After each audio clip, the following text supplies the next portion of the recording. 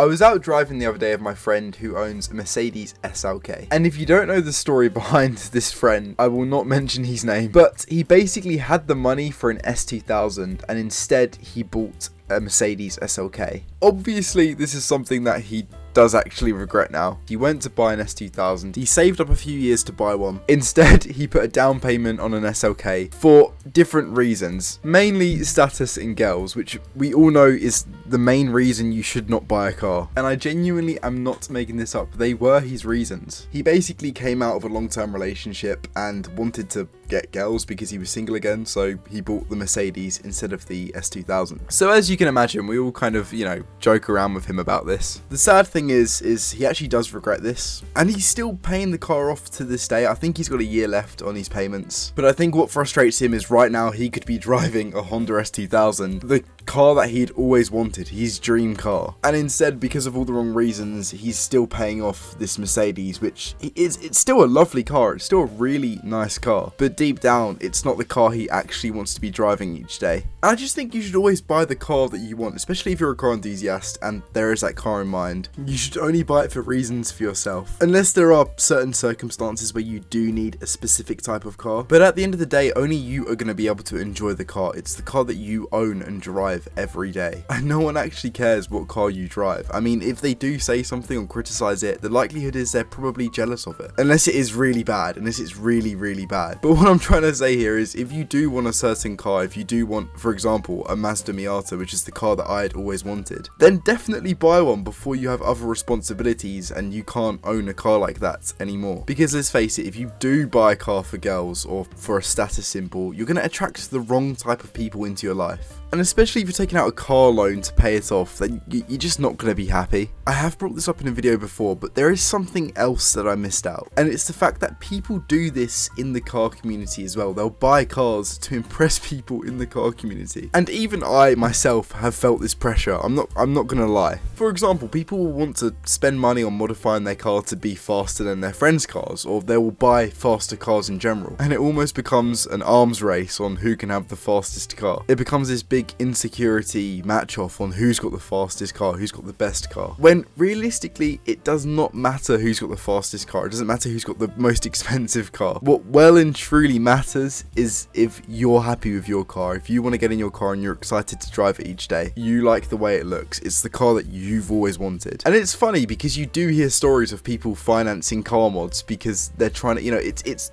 probably the worst way you can spend your money. If you can't afford to mod your car, then you do not need to mod your car, because then you will not be able to afford to repair it when the engine blows up or when something goes wrong. But people do, and they view owning a car of their friends as an arms race, and I've seen it a lot in my friend group. And it's something where you kind of just need to block out and just let everyone else compete with each other. Because the fact of the matter is, there's always going to be a faster car. There's always going to be a mod you can do to your car that'll make it faster. So you're never going to win. So you might as well just enjoy your car for what it is and for personal reasons and not to impress others. I mean, there's probably people out there who are spending money on mods that they don't even want. They're not even mods that they like. I know that I've definitely been swayed in the past by other people's opinions on certain car mods, like wheels for example. But it doesn't just apply to cars and car mods, it applies to any hobby in life, or anything in life really. Just buy and do things that make you happy, because at the end of the day, no one actually cares. Obviously within reason, and make sure it's legal. I'm not saying do anything, but there's too many cases of people trying to impress other people where in reality all that matters is if you like it, because you're the person who owns it or is doing that thing, especially with it's your hard-earned cash. I feel like I went on a bit of a rant there, so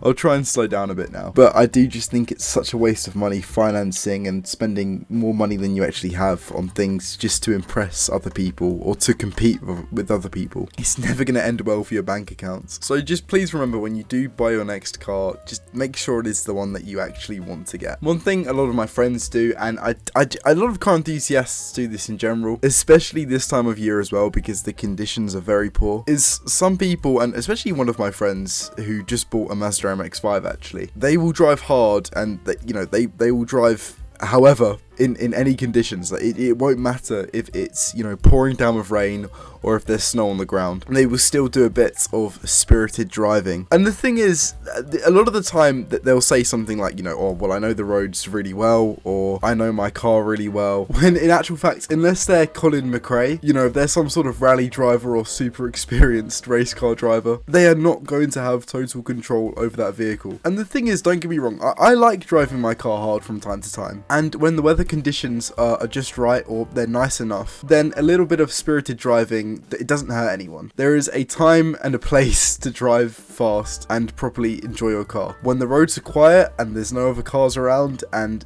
you can stay within the speed limits, depending if you're in Mexico or not, you know, that's up for debate. But there is definitely a time and a place to enjoy your car and drive it hard. However, some car enthusiasts will drive hard anywhere, in any condition, if there's other drivers around. And the thing is, this isn't just dangerous for themselves, they're not just going to wreck their car, but there's a good chance that you can crash into other people as well and seriously hurt yourself and other people. One of my friends who owns a 350Z, and I'll see if I can find a picture, but basically he was on some back roads, he was actually going the speed limit, went round a corner, you know, not too fast, a speed that would be completely fine in normal weather, but because it had been raining, he actually span out and his car ended up looking like this, which, you know, obviously isn't too great. It also happened to my friend in his Mark II MX-5. As you can see, this did not end up, you know, going well for him. Luckily, both friends are actually completely fine. They weren't injured. It's just that their cars are unfortunately,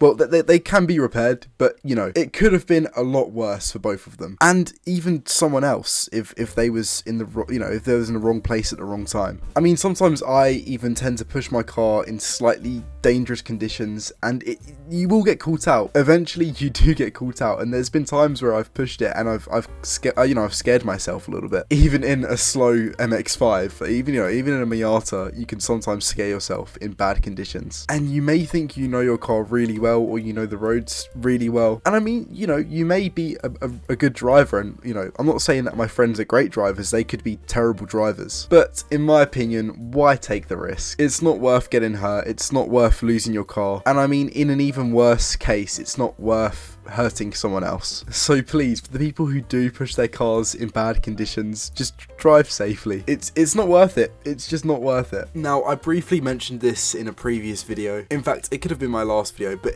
I cannot stress the importance of this, and a lot of car enthusiasts do ignore this. And it's fresh on my mind because my friend recently bought a steering wheel. It was a cheap knockoff version of a Nardi steering wheel. And basically, after a couple of months of driving, it bent and just went all weird. Let's just say it did not look like a steering wheel anymore. What I'm trying to say is there are too many car enthusiasts who cheap out on mods and car parts. And the thing is, unless it's something like a floor mat or just a cosmetic, you should not cheap out on car mods. Especially when it comes to safety. I probably sound really boring talking about safety a bunch in this video, but it's something that's so overlooked in the car community, especially with younger car enthusiasts. I know, because I am a younger car enthusiast, and I've made, and I know friends who have made these mistakes. Sometimes though, it's not even to do with safety. Buying cheap performance parts could mess your car up. It could seriously damage your car in the long run, or just waste you money. I mean, for example, the coil packs on my Mazda Miata, they started to go wrong. So I went online and bought myself some aftermarket coil packs, thinking, you know, not much of it. And it basically made the misfiring on my car so much worse than the original. And after doing a bit of research online, I learned that the OEM coil packs are basically the only ones you can use for the car, which obviously just wasted me a bit of money. But it could be so much worse if it's something like an aftermarket steering wheel that's cheap and just nasty, you know, one that's just not properly made. My friend was actually really lucky, and he noticed it kind of going out of shape before it was, you know, a